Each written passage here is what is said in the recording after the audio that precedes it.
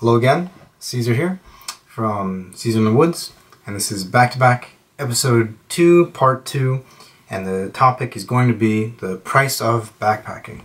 I'm going to be responding to Ross's points first because he made part 1, and as usual he makes some very good points, so I'm looking forward to addressing a bit, and then I'm going to bring up some more context, more nuance to this discussion I think is important to keep in mind when discussing not just backpacking costs, but like just costs in general.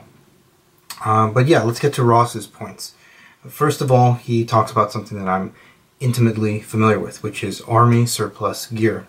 My father was in the Army. He's a Vietnam War veteran, a Gulf War I veteran, and so I grew up around, Army life, Army gear. And when I was around 16 and I started to find the drive to go backpacking, wilderness backpacking, out on my own in the woods, I had all this heavy, clunky Army gear, available, but it was free. It was hand-me-down stuff from my father. And yeah, looking back now, wow, what a difference, to like how my experience is now, going backpacking, how it was then. But hey, it was free, and it got me started, so I guess it has its place. But I certainly wish, I agree with Ross, I wish that I could, like, if I could go back in time, but like, hold on a second, there are other options, I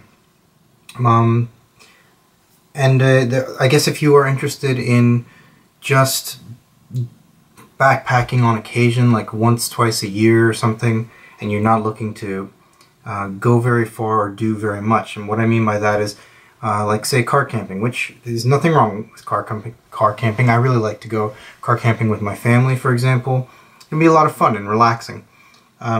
If that's what you want to do though, if you're going to be just driving out to the woods, finding a camp site, hiking 100 meters, with some friends, drinking some beers, then hey, that's the discussion's over. Yeah, and then it's cheap. It's not expensive at all.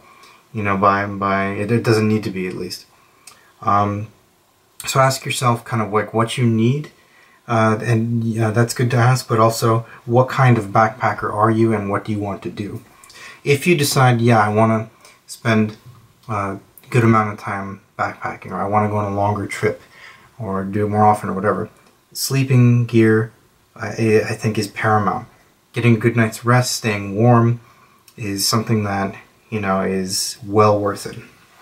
I have 3 inflatable pads that I use throughout the year, depending on the situation. And then I have some foam pads, but foam is like so cheap that, I won't even include that in the discussion, really. I'll just take the most expensive one as an example. I have a Thermarest X-Therm, which, yeah, it cost me, I think I paid $160 or $170 for it. And that's, I guess it's not cheap when you compare it to other inflatable pads that are cheaper, but it is the warmest and lightest pad, it's the best bang for your buck, and it's something that's doing a very important job. Again, your sleep system is something that's very, very important. So couldn't agree more. Should have a good sleep system if you want to do backpacking regularly. Cheap gear, yeah, if you keep replacing things, and I've learned that the hard way too, like in the past, buying like cheaper gear and then having to replace it, eventually that does add up. I'll use another example of mine. I have a Z-Packs down sleeping bag. I have 2 actually, and I expect them, in fact I would be disappointed if they don't last at least 10 years. I would like them to last as long as possible. Yeah, they're not cheap, They cost, my 40-degree bag cost about $320, and then, which I've had it for a few years now, and then I recently got a 20-degree bag, which cost about $420 or $30. But again, when we talk about context and comparison and nuance, that might sound like a lot, but if you're going all the time, and if you plan on using it a lot in the future, it really isn't that much. And then when you compare it to other hobbies, I don't see how you could call it that expensive. Alright, maybe for a casual backpacker, someone who goes on occasion, yeah, okay. Now stick to your like bargain basement, you know, synthetic bag that you'll find at, you know, whatever sporting goods store of your choice. But just know that those, you know, made in China, cheapo type, you know, gear, you're gonna have to replace. You know, they're not gonna last that long, and they're not gonna be as effective as maybe other higher quality gear will be. All right, so Ross made other good points, but I don't want to, you know, ramble on too much. I already did one take of this video that was like 30 minutes, where I just went on and on and on. So I'm going to try and keep it concise, keep it down to what I think is the most important, essential stuff here to this discussion. Now I've said context and nuance and comparison like a few times, and I want to explain what I mean. And I think here's a good analogy. If you are a beer drinker, right? You can go out and have some pretty expensive beers. Like, I happen to like beer, and I also like wine, but I'm not like a huge wine aficionado. I much rather, I wouldn't say much rather drink beer, but I like beer more than I like wine. Yeah, and I like Belgian lambics, for example. And I will pay.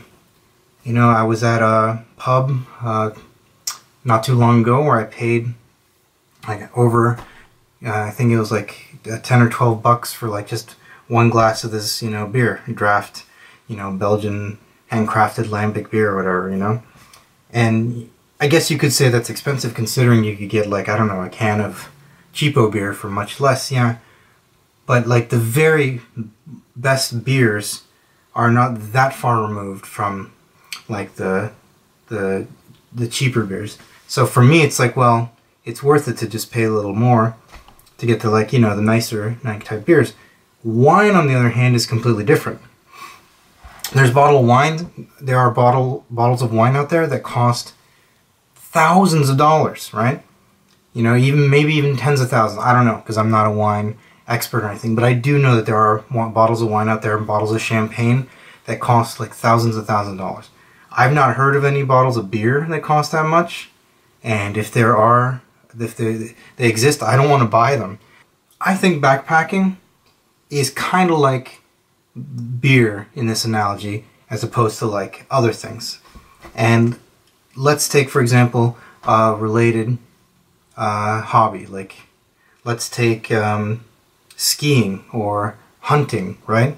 Or boating. Outdoor activities that are very popular, you know.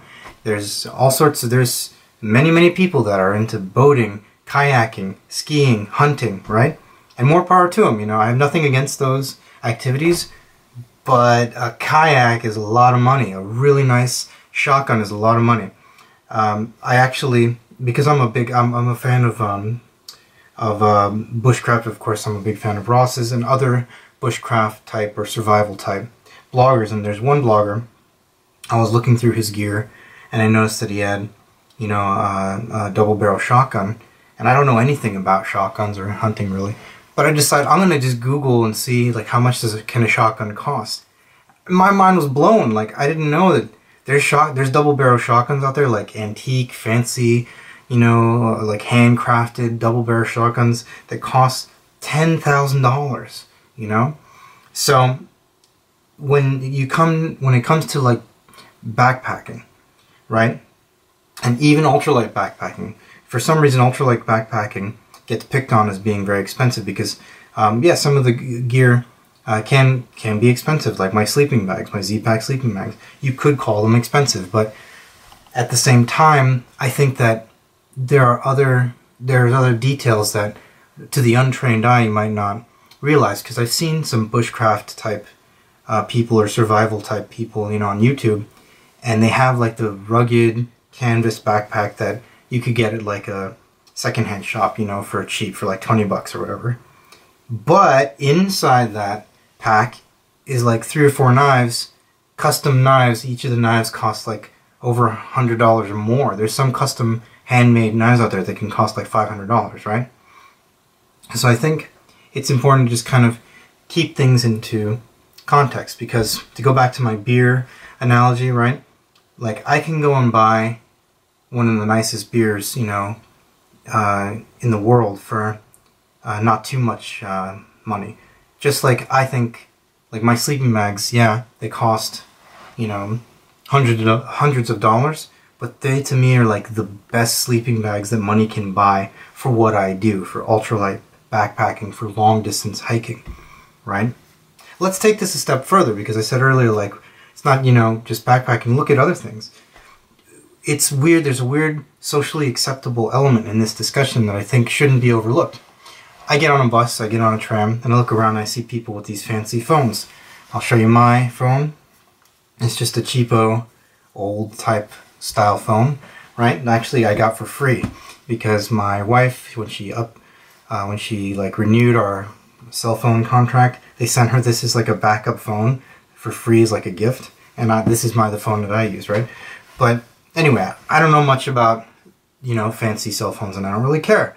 But I do know this, that a new model of the iPhone came out, because it's all over the news, right? And so just to be in preparation for this video, I decided, let me look up the costs. And some of the nicer type iPhones cost like $400 or $500 just for a phone. And these are phones that are not meant to last. These are phones like every other year, it seems, or every year, people buy new phones, and nobody bats an eye. That's socially acceptable. Nobody, you know, really cares and says, oh, that's so expensive. You know, it's considered like normal, right?